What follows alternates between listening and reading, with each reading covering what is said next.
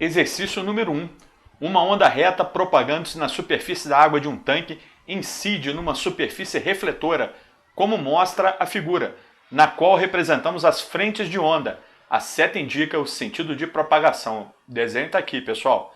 Letra A. Desenhe as frentes de onda após a reflexão. Letra B. Analise o que ocorre com a frequência, a velocidade de propagação e o comprimento de onda após o fenômeno da reflexão. Muito interessante, o exercício deu aqui praticamente o raio de onda desenhado e as frentes de onda também representadas. Olha só, na reflexão, para você entender isso, você deve desenhar o raio incidente e o raio refletido, R e R'. R' é o raio refletido neste exemplo, tá? Ângulo de incidência igual a ângulo de reflexão. Então esquece um pouco as frentes de onda, esquece um pouco. Desenhe o raio incidente e o raio refletido, com o mesmo ângulo, tá? Depois, você interpreta a ideia de frentes de onda, que são o quê? Essas linhas com a mesma distância, a distância entre elas chama comprimento de onda, perpendiculares ao raio de luz, perpendiculares ao raio incidente e após a reflexão continuam perpendiculares, só que agora perpendiculares ao raio refletido. Então esse aqui é o desenho da onda refletida, né? Das frentes de onda após a reflexão. Na letra B ele pede o que ocorre com a frequência, a velocidade e o comprimento. Nada. Olha só, em termos numéricos, nada se altera. A frequência continua a mesma da onda incidente, da onda refletida. A velocidade de propagação continua a mesma, porque a onda não mudou de meio, ou seja, não aconteceu refração. Refração é quando a onda muda de meio e muda sua velocidade. E, claro, como tem V igual a lambda F, né? Velocidade igual a comprimento de onda vezes frequência, V igual a lambda F, os três estão relacionados. Se dois deles não mudam, o terceiro também não muda. Então, velocidade não mudou, frequência não mudou, comprimento de onda também não mudou. Resposta final do exercício, essa aqui, ó. Na reflexão, a frequência, a velocidade e o comprimento de onda não variam. Número 2. Uma pedra cai no ponto O da superfície da água contida num tanque, produzindo uma frente de onda circular que se propaga com velocidade de 5 centímetros por segundo. O ponto O está a 20 centímetros da parede do tanque. Considere as outras paredes bem distantes de O. Ou seja, não vão influenciar na resposta deste exercício, né? Represente a frente de onda 6 segundos após a perturbação. Pessoal, pense comigo, olha só, a velocidade da onda é 5 centímetros por segundo. A pedrinha bateu no ponto O, gerou uma onda que anda 5 centímetros a cada segundo. Então, em 4 segundos, ela chega até a superfície AB. 6 segundos a partir do início da onda, a onda já está retornando, né? Então já aconteceu uma reflexão. Como é que eu sei isso? A onda percorreu 20 centímetros em 4 segundos. Em 6 segundos, ela percorre mais do que 20 centímetros. Vamos ver aqui. Olha só, a distância igual a velocidade vezes intervalo de tempo, 5 vezes 6, 30 centímetros. Então, em 6 segundos, a onda percorreu 30 centímetros, a determinada frente de onda que você está estudando. Se não existisse esse anteparo AB, a onda estaria nesse ponto, nessa região aqui. 30 centímetros, tá? Então imagina uma onda circular com um raio de 30 centímetros, porque em 6 segundos a frente de onda já percorreu 30 centímetros. Porém, aqui tem uma parede, tem uma barreira. Então, essa parte aqui da frente de onda vai refletir e voltar percorrendo uma determinada distância. Aí, no caso, 10 centímetros, né? A diferença entre 30 e 20. Então, aqui, ó, seriam 10 centímetros. Para você desenhar isso precisamente, por exemplo, usando um compasso, basta medir o ponto O lá para trás, marcar o O' e fazer uma frente de onda de 30 centímetros. Então esse aqui é o visual da frente de onda após um tempo de 6 segundos. Tá? Então ela já sofreu reflexão e já está voltando. Número 3. Um pulso se propaga numa corda B no sentido de A para B.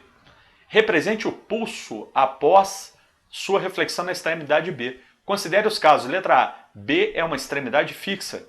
Letra B. B é uma extremidade livre. Então, só para recapitular, na extremidade fixa ocorre inversão de fase, na extremidade livre isso não ocorre. Então, a resposta fica assim. Pessoal, numerando, 1, 2, 3, 4, 5, para dar aquela indicação de qual parte da onda está à frente e qual parte está atrás num determinado instante. Então, a proposta do exercício era essa inicialmente. Então, pontos 1, 2, 3 estavam à frente. Eles tocam o ponto B e sofrem inversão.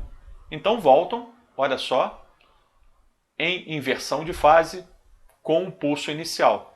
1, 2, 3 voltam para baixo. 3, 4, 5 que eram para baixo voltam para cima. Então, olha só, primeira região da onda que toca o ponto B é essa aqui e ela volta invertida. Segunda região também volta invertida. Agora, fazendo o mesmo raciocínio, olha só, se a extremidade fosse livre, né?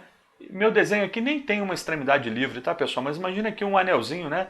Um esquema como eu ensinei na aula teórica, um anel aqui para essa corda poder deslizar. Olha só, 1, 2, 3, para cima, volta para cima também. 3, 4, 5 para baixo, volta para baixo. Ou seja, o pulso refletido não sofreu inversão de fase. A parte da frente estava para cima, volta para cima. A parte de trás aqui estava para baixo, volta para baixo. Resposta do exercício. Número 4. Uma onda reta propagando-se na superfície da água de um tanque incide no anteparo ABC refletor, ou seja, a onda vai bater, sofrer reflexão e voltar. Na figura representamos as frentes de onda. A seta indica o sentido de propagação. Desenhe as frentes de onda após a reflexão. Interessante você lembrar que aqui existem raios de onda que são perpendiculares às frentes de onda. E aqui na superfície existem retas normais que dão o ângulo de incidência e o ângulo de reflexão. Dessa maneira, olha só, um raio de onda R1 toca uma reta normal e se reflete formando R'1. Tá? Então primeiro vamos pensar em raio de onda, perpendicular às frentes. Tocou, voltou, ângulo de incidência igual a ângulo de reflexão. Lembre-se, para poder determinar isso aqui, você tem que desenhar a reta normal. Raio incidente, raio refletido. Agora vem a parte de ondas.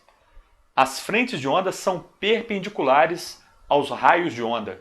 Então, durante a incidência, elas são perpendiculares com a mesma distância, que é o comprimento de onda. Durante a reflexão, elas continuam perpendiculares ao raio de onda, com a mesma distância aqui, chamada também de comprimento de onda. A mesma coisa você faz para a parte BC do anteparo. Raio incidente, raio refletido. Frentes de onda incidentes, frentes de onda refletidas. Importante era, antes de tudo, lembrar que o raio de onda é perpendicular às frentes de onda. E segundo, lembrar lá da ótica a ideia de reta normal. Número 5. Uma pedra cai no ponto O da superfície da água contida num tanque, produzindo uma frente de onda circular, como já estudamos, né? Que se propaga com velocidade de 10 cm por segundo. O tanque tem seção quadrada, de lado 0,8 metros, ou seja, 80 centímetros, né? E o ponto O é o centro. Represente a frente de onda 5 segundos após o impacto da pedra. Então a pedra caiu ali no meio dessa superfície da água e ela vai criar uma frente de onda circular que vai se expandindo, né, a uma velocidade de 10 centímetros por segundo. Em 5 segundos, pessoal, essa frente de onda percorrerá essa distância. Em 5 segundos, a distância é a velocidade vezes o tempo, né, que vai dar 50 centímetros ou 0,5 metros. Então, imagine que não existisse, né, as paredes aqui limitando o deslocamento da onda, a expansão da frente de onda. Imagine que não existisse. Olha só, em 5 segundos, a onda se deslocaria 0,5 metros. Olha aí, criaria essa bela figura. Porém aqui, ó, impedindo esse deslocamento, tem uma parede. Como eu sei que essa parede impede o deslocamento? Galera, é o seguinte, lá na proposta do exercício, você vê que isso tudo aqui é 80 centímetros. Isso tudo aqui. Então esse pedaço é 40 centímetros, tá? 40 centímetros. Em 5 segundos, essa onda percorre 50 centímetros. Então ela bate e volta, formando essa figura aqui. Olha só. Essa é a resposta do exercício. Após 5 segundos, já existem arcos refletidos aqui, fazendo essa figura bonita desse jeito. Exercício muito bom, tá? Para cair numa questão teórica de concurso, de PISME, de SPSEX, muito interessante, porque o exercício pode te dar dados numéricos e pedir para você marcar a figura como resposta do exercício. Então é muito interessante interpretar isso.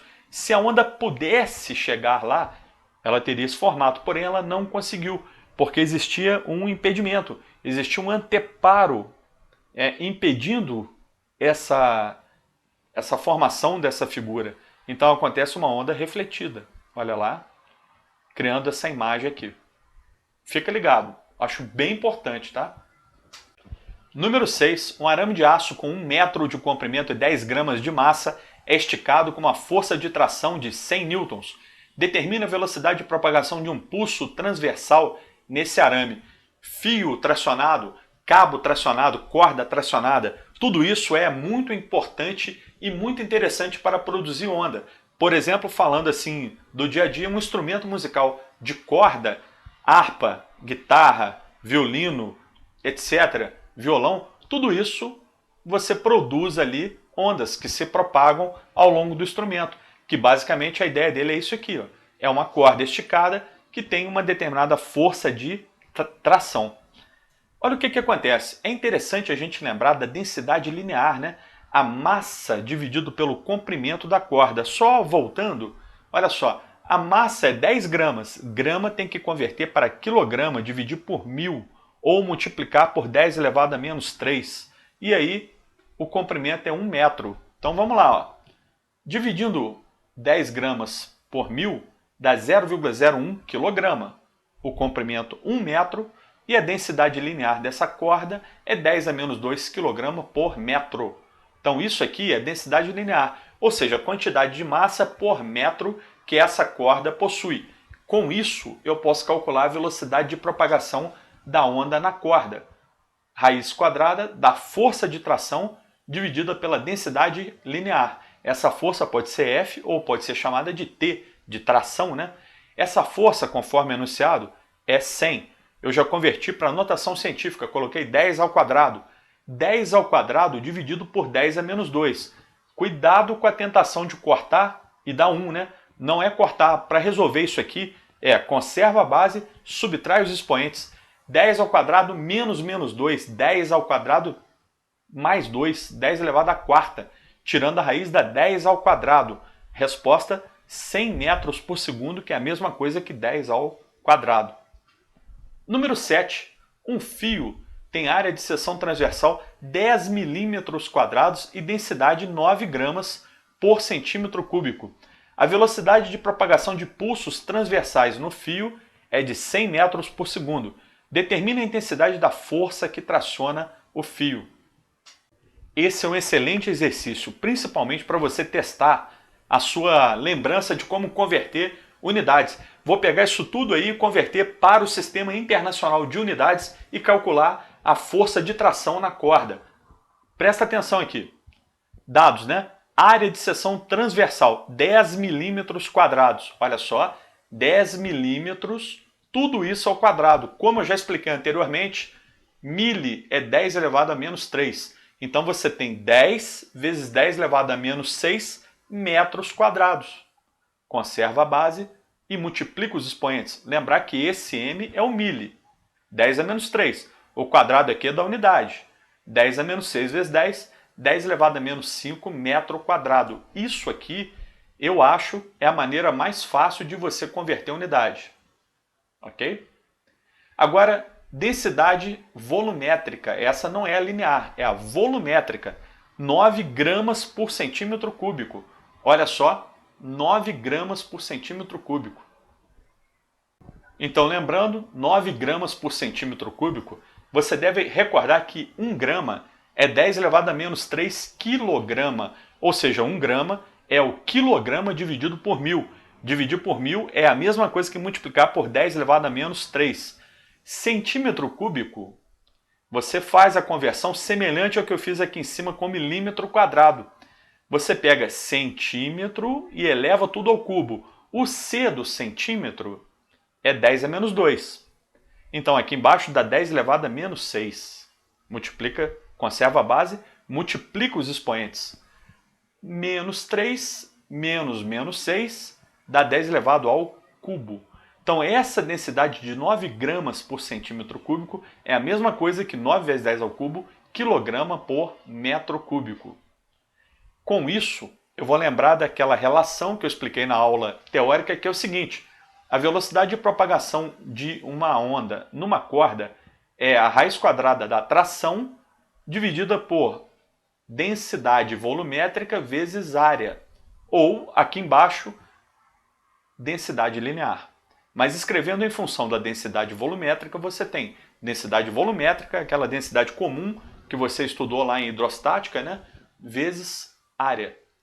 Substituindo tudo, você vai ter 100 metros por segundo, dado do exercício, é igual a raiz quadrada de T, força de tração que o exercício pediu. Isso aqui é uma representação da corda tracionada, tá, pessoal? Dividido por densidade volumétrica, 9 vezes 10 ao cubo, vezes a área em metro quadrado, 10 elevado a menos 5. Veja como é importante a conversão de unidade, né? Você tem aqui um fio, que é algo fininho, né, com pouca massa e tudo mais, mas tudo isso convertido para o Sistema Internacional de Unidades.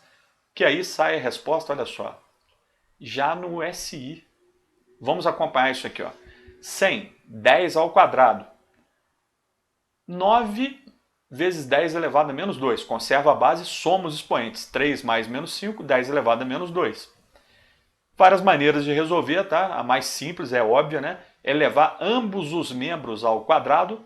10 ao quadrado dá 10 à quarta. A raiz some, fica t, que eu quero achar, dividido por 9 vezes 10 elevado a menos 2. Passa essa galera toda multiplicando, fica t igual a 9 vezes 10 ao quadrado newton. 9 vezes 10 elevado ao quadrado newton, ou 9 vezes 100, ou 900 newtons. Resposta do exercício. Número 8. Uma pessoa sustenta uma vareta rígida por uma de suas extremidades, segundo a horizontal. Na outra extremidade está presa uma corda homogênea de seção transversal constante, de massa 1 kg e comprimento 5 metros. Quilograma e metro já tá legal para nós, né? Prendendo-se a outra extremidade da corda a um ponto fixo de uma parede, a pessoa proporciona à vareta um movimento harmônico simples que vai gerar ondas na corda, né?